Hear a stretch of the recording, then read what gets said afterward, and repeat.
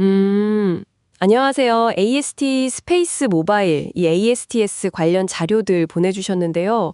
일반 휴대폰으로 위성에 바로 연결한다니, 정말 혁신적인 목표인데, 최근에 최대 5억 달러 규모의 주식 공모, 그 ATM 계획을 발표하면서 또 자금 조달 문제가 다시 떠오르고 있죠. 오늘 이 시간, 이 자료들 보면서 ASTS의 기술, 또 재무 상황, 특히 ATM 발표의 속사정까지 좀 깊이 파헤쳐보죠. 네, 안녕하세요.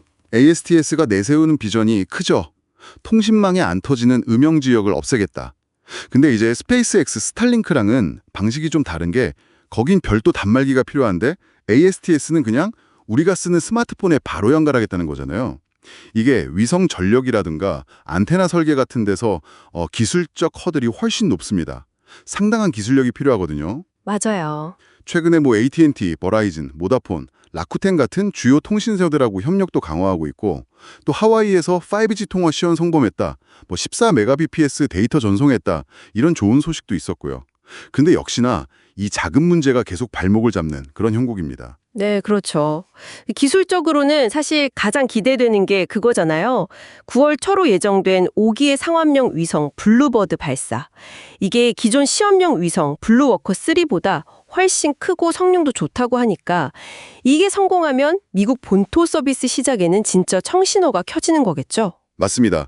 그리고 2025년 1분기에는 처리량이 한 10배 정도 향상된 차세대 블록2 위성 발사도 또 계획하고 있고요. 와, 10배요? 네.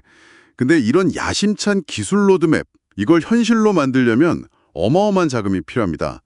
2분기 실적을 보면 영업 손실이 있긴 했지만 그동안 주식 발행 같은 걸로 현금은 한 2억 8천만 달러 이상 확보했어요. 이번에 발표한 5억 달러 ATM 프로그램은 뭐랄까 쉽게 말하면 앞으로 한 3년간 필요할 때마다 시장에서 주식을 팔아서 자금을 조달할 수 있는 그런 마이너스 통장 같은 걸 미리 열어둔 셈이죠. 여러 투자은행들이 판매 대행을 맡고요. 그렇군요. 자금 조달 유연성을 확보한다. 이건 이해가 되는데, 근데 타이밍이 좀 흥미로워요. 레딧 같은데 커뮤니티 글들 보면 회사가 2024년에는 주식 희석, 그러니까 다일루션은 없을 거다. 이렇게 공언을 했었는데 왜 지금 발표했냐 이런 궁금증이 많더라고요. 이게 단순히 9월 위성 발사 기대감이 높을 때 이 잠재적 악재를 그냥 미리 털고 가려는 걸까요? 아니면 다른 계산이 있는 걸까요? 그게 아주 중요한 지적입니다. 시장에서도 여러 해석이 나오고 있는데요. 첫째는 말씀하신 대로 발사 성공 기대감이 막 올라와 있을 때 이 주식 매각 가능성이란 부담을 미리 시장에 알리고 뭐랄까 충격을 좀 분산시키려는 의도일 수 있고요. 그럴 수 있겠네요. 두 번째 가설이 좀 흥미로운데 실제 주식 매각은 내년, 그러니까 2025년에 하더라도요. 이 ATM 승인 자체를 담보로 잡고 당장 필요한 운영자금을 대출받으려는 계획일 수도 있다 이런 이야기가 있어요. 잠깐만요. 그 두 번째 가설이요. ATM 승인을 담보로 대출을 받는다. 그건 실제로는 빚을 늘리는 거잖아요. 근데 시장 참여자들이 이걸 희석 없음 약속 지킨 걸로 순순히 받아들일까요? 약간 좀 아슬아슬한 줄타기 아닌가 싶기도 하고요. 첫 번째 추측은요. 이것도 일부 레딧 분석인데 이번 ATM으로 추가 조달 가능한 금액이 대략 한 4억 달러 정도 되잖아요. 이게 미국 전역 서비스에 필요한 위성수 한 45기 정도로 추산하는데 그걸 확보하는 데 드는 비용하고 거의 딱 맞아 떨어진다는 분석입니다. 위성 1기당 발사 포함해서 대략 1,700만 달러로 계산하면 얼추 비슷하거든요.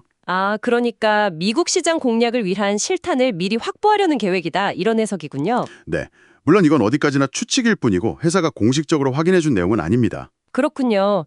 결국 어떻게 해석하든 자금 확보가 정말 절실하다. 이런 방증으로 보이네요. 근데 월가에서는 또 UBS가 목표 주가를 30달러, 스코티뱅크가 28달러 이렇게 올리는 등 기대감도 분명히 있단 말이죠. 근데 동시에 팀랭크 AI 분석 같은 걸 보면 재무 건전성에 대한 경고음도 여전하고요. 이 상반된 신호를 투자자 입장에서는 어떻게 봐야 할까요? 그게 바로 이 ASTS 투자의 핵심 딜레마라고 할 수 있습니다. 세상을 바꿀 만한 잠재력을 가진 혁신 기술인데 동시에 엄청난 자본이 계속 들어가야 하고 실행 리스크도 크다는 거죠. 이번 ATM 발표는 어떻게 보면 그 리스크를 관리하고 성장을 지속하기 위한 좀 불가피한 선택일 수도 있고 또 회사가 처한 현실을 보여주는 단면이라고도 할 수 있겠습니다. 네, 정리를 좀 해보면요. ASTS는 위성 직접 통신이라는 정말 판도를 바꿀 기술, 그리고 든든한 파트너들도 확보했지만 이 꿈을 현실로 만드는 데 필요한 막대한 자금 조달 문제, 또 성공적인 위성망 구축, 그리고 실제 수익 창출이라는 아주 높은 산들을 넘어야 하는 상황이군요. 이번 ATM 계획은 그 과정에서 굉장히 중요한 변수가 될 수 있겠네요. 네, 맞습니다. 그리고 기술 개발이나 자금 확보 같은 이런 눈앞의 과제 말고도 좀 장기적으로 주목할 부분이 있는데요. 앞으로 ASTS가 마주할 또 다른 거대한 도전은 뭘까? 이런 생각을 해볼 수 있어요. 예를 들어 미국을 넘어서 이제 세계 각국에서 사업을 확장할 때 부딪힐 복잡한 규제 장벽들, 이게 만만치 않을 거고요. 또 문화나 이해관계가 다 다른 수많은 글로벌 파트너들하고 관계를 어떻게 설정하고 관리할 거냐, 얘도 큰 문제죠. 아, 그렇죠. 파트너십 관리가 중요하겠네요. 네. 혹은 예상보다 훨씬 빨리 우리를 추격해오는 경쟁 기술의 등장은 없을까? 이런 것들도 생각해 봐야 합니다. 전 세계를 연결하겠다는 그 원대한 목표를 달성하기 위해서 어쩌면 이런 비재무적이고 비기술적인 난관들이 오히려 성공의 결정적인 열쇠가 될지도 모른다는 생각이 듭니다. 이 부분도 앞으로 계속 주의 깊게 지켜보시면 아주 흥미로운 관전 포인트가 될 겁니다.